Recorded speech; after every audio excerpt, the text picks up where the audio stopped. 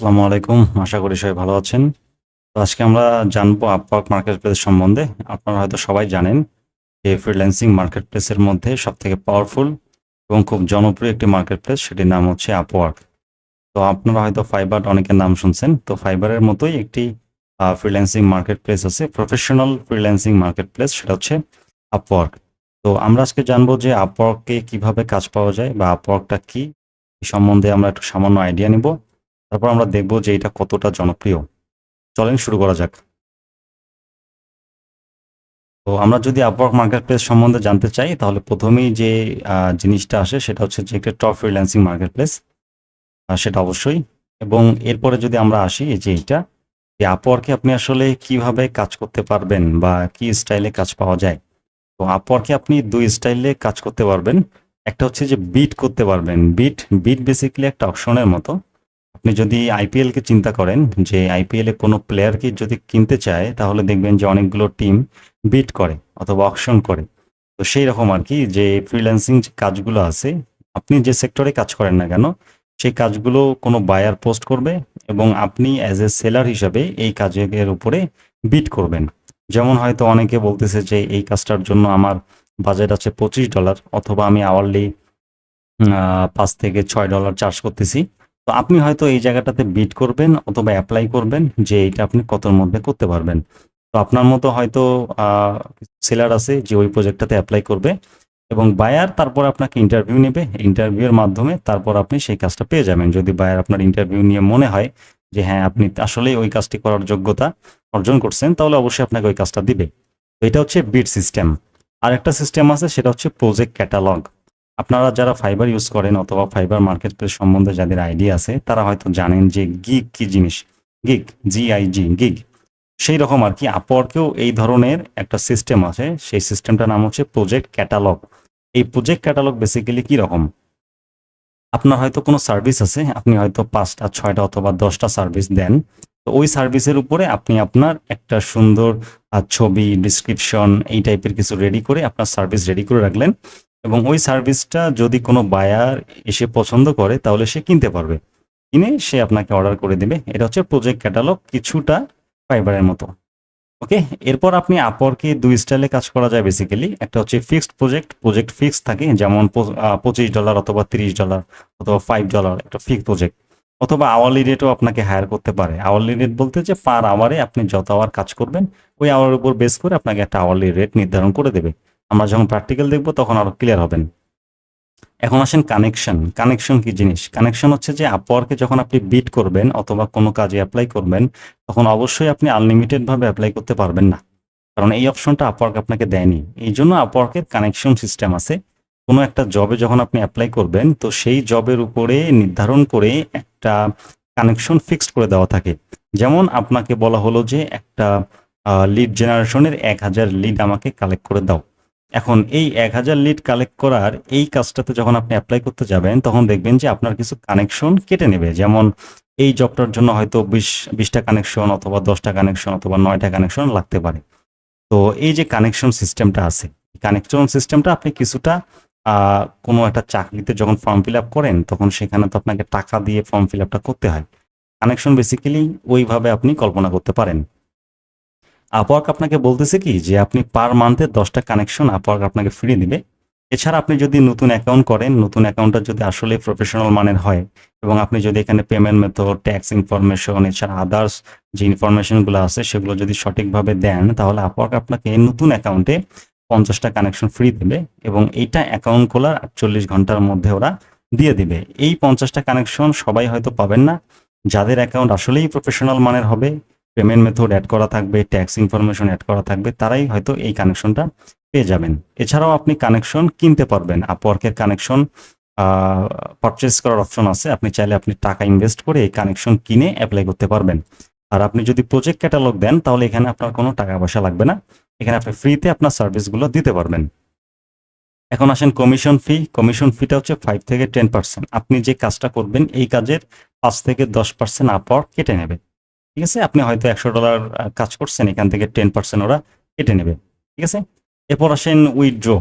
Withdraw বলতে আপনি যে টাকাটা আর্ন করবেন, এই টাকাটা যদি আপনি আপনি অনেক উপায়ে আপওয়ার্ক থেকে টাকা বের করতে পারবেন। আপনি যদি বাংলাদেশে টাকা বের করতে চান, তাহলে আপওয়ার্কে একটা অপশন আছে, সেটা হচ্ছে যে ডিরেক্ট ব্যাংক। মানে আপনি আপওয়ার্ক থেকে বাংলাদেশের যে কোনো ডিরেক্ট ব্যাংকে আপনার টাকাটা ট্রান্সফার করতে পারবেন। বাংলাদেশের যে কোনো কর্পোরেট ব্যাংকে আপনি আমার টাকাটা ডিরেক্ট ট্রান্সফার করতে পারবেন। এই জন্য ওরা একটা উইথড্র চার্জ নেবে, সেটা হচ্ছে $0.99। আপনি যদি নগদকে চিন্তা করেন অথবা উপায়কে চিন্তা করেন, তাহলে দেখবেন যে আপনি যখন ক্যাশ আউট করেন তখন ওরা একটা চার্জ কেটে নেয়। তো উইথড্র সিস্টেমটা আপওয়ার্কের ক্ষেত্রেও সেম। যদি ডিরেক্ট ব্যাংকে নিয়ে আসেন তাহলে $0.99 ওরা কেটে নেবে। এছাড়াও আপনি উইথড্র দিতে পারবেন, সেটা হচ্ছে পায়োনিয়ার।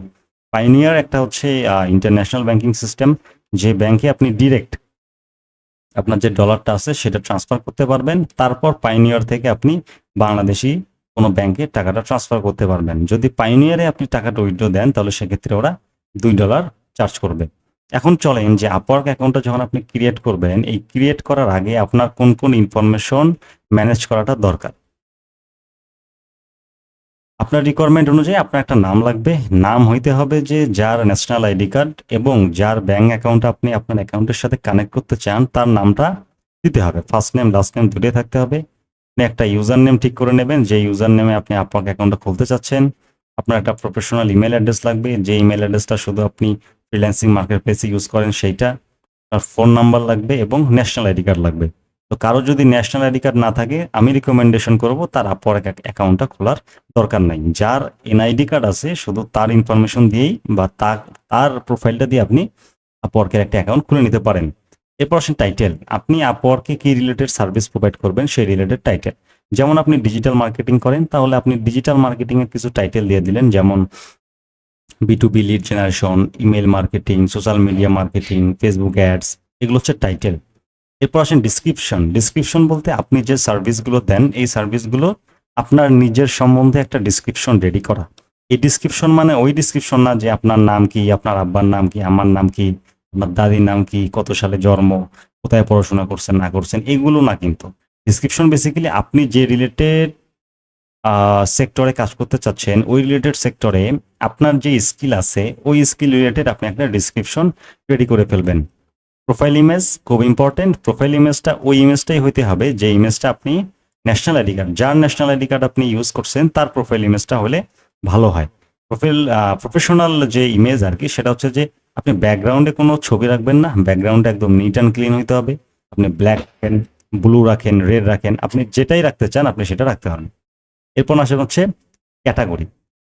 আপনি যে ক্যাটাগরিতে আপনার অ্যাকাউন্টটা ক্রিয়েট করতে চাচ্ছেন সেই ক্যাটাগরিটা আপনাকে নোট করতে হবে। হয়তো আপনি মার্কেটিং এ করতে চাচ্ছেন অথবা সফটওয়্যার ডেভেলপমেন্ট। তো এটা হচ্ছে ক্যাটাগরি, এবং এই ক্যাটাগরির আন্ডারে কোন সাব ট্যাগগুলো আছে বা সাব ক্যাটাগরিগুলো আছে। যেমন ডিজিটাল মার্কেটিং এর আন্ডারে অনেকগুলো সাব ক্যাটাগরি আছে।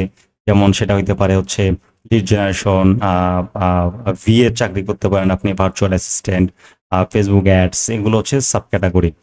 ওকে। এরপর আপনার পোর্টফোলিও রেডি করতে হবে। আপনি যে সার্ভিসটা প্রোভাইড করতেছেন বা আপনার যে স্কিলটা আছে, এই স্কিলটা তো প্রমাণ দেখাইতে হবে। এই প্রমাণটার জন্য একটা পোর্টফোলিও, বিভিন্ন পোর্টফোলিও হয়তো আপনার এখানে সাবমিট করতে হবে, এবং প্রজেক্টের ডিটেলস, মানে এই পোর্টফোলিওর ডিটেলসটা থাকতে হবে যে এই প্রজেক্টটার নাম কি, এটা আপনি কত সালে বানাইছেন, বা এটা আসলে কোন উদ্দেশ্যে বানাইছেন। তো এই ধরনের একটা ডিসক্রিপশন আপনার রেডি করে রাখতে হবে। ওকে। এরপর আসেন যে আপনার আসলে কি কি করা উচিত। এটা খুব ইম্পর্টেন্ট। ফ্রিল্যান্সিং মার্কেট প্লেসে যদি আপনি কাজ করতে চান, প্রথমে যেটা রাখতে হবে সেটা যে বিলিভিং ইন ইউর ওয়ার্ক। আপনার কাজের প্রতি বিশ্বাস থাকতে হবে। আপনি যে কাজটাই করেন না কেন, আপনার একটা বিশ্বাস মনের মধ্যে রাখতে হবে যে বায়ার আমাকে যে কাজটাই দেখ না কেন, আমি ওই কাজটা করতে পারবো বা ম্যানেজ করে বায়ারকে বুঝাই দিতে পারবো। তো নিজের কাজের উপর বিশ্বাস রাখতে হবে। যদি আপনার কনফিউশন থাকে, তাহলে আপওয়ার্ক আপনার জন্য না। এরপর পোর্টফোলিও এবং প্রজেক্ট, এগুলো আপনার রেডি রাখতে হবে। এমন না যে আপনার কোনো পোর্টফোলিও নাই, কোনো প্রজেক্ট নাই, তাহলে আপনার আপওয়ার্ক অ্যাকাউন্টটা খোলা বৃথা হয়ে যাবে, আপনি কাজ পাবেন না, আপনি হাঁকা অ্যাকাউন্ট খুলে রাখলেন, কোনো লাভ নেই।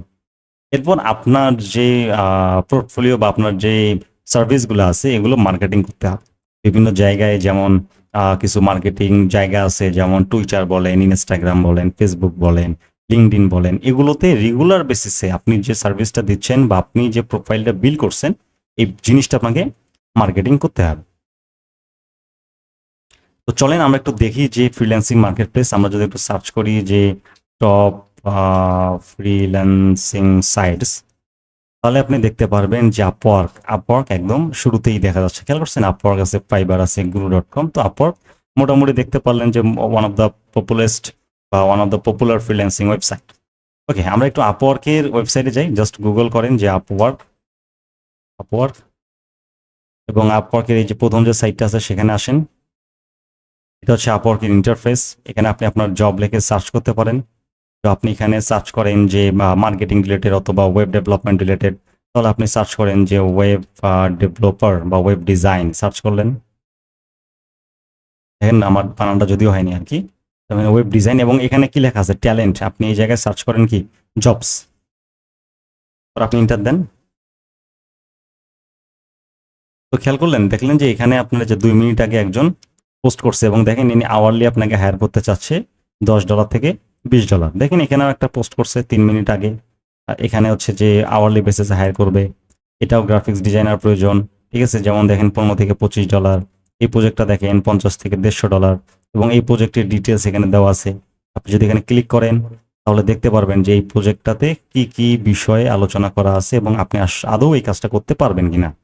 সেম জিনিস, আপনি ওয়েব ডিজাইন করলেন, জবের জায়গায় আপনি দিয়ে দিলেন প্রজেক্টস, এরপর আপনি ইন্টার দেন এবং দেখেন যে ওয়েব ডিজাইন রিলেটেড কি ধরনের প্রজেক্ট মার্কেটে অলরেডি অ্যাভেলেবেল আছে। তো এইটাকে বলা হচ্ছে আপওয়ার্কে প্রজেক্ট ক্যাটালগ। তো এই ধরনের প্রজেক্ট ক্যাটালগ আপনাকে আপলোড করে রাখতে হবে, যাতে আপনি এখান থেকেও আপনার অর্ডার চলে আসে এবং আপনার অ্যাকাউন্টটা ভালো থাকে বা আপনি আর্নিং করতে পারেন। এমন না যে কানেকশন আমার 1 মাস পর পর 10টা আসবে, যেহেতু আপনার সামর্থ্য নাই কানেকশন কেনার, তাহলে কি করতে হবে? 1 মাস ওয়েট করতে হবে, করে তারপর 10টা করে কানেকশন জমা হবে। তো এইভাবে আপনি কত বছর এখান থেকে আর্নিং করবেন? এই জন্য আপনাকে এই প্রজেক্ট ক্যাটালগ বা এই গিগ যেটা আছে এটাকে আপলোড করে রাখতে হবে এবং এখান থেকে আর্নিং করার চেষ্টা করতে হবে। তো এই আপওয়ার্ক বিষয়ক আপনি কিভাবে অ্যাকাউন্ট খুলবেন, কিভাবে আপনি অ্যাপ্লাই করবেন, কিভাবে প্রজেক্ট ক্যাটালগ আপলোড করবেন, কিভাবে অর্ডার প্রসেস হয় বা অর্ডার হলে ক্যালেন্ডারের সাথে কিভাবে মেসেজিং করতে হয়, এই সবগুলো জিনিস আমরা নেক্সট ভিডিওগুলোতে আস্তে আস্তে দেখতে থাকবো। ধন্যবাদ। আসসালামু আলাইকুম।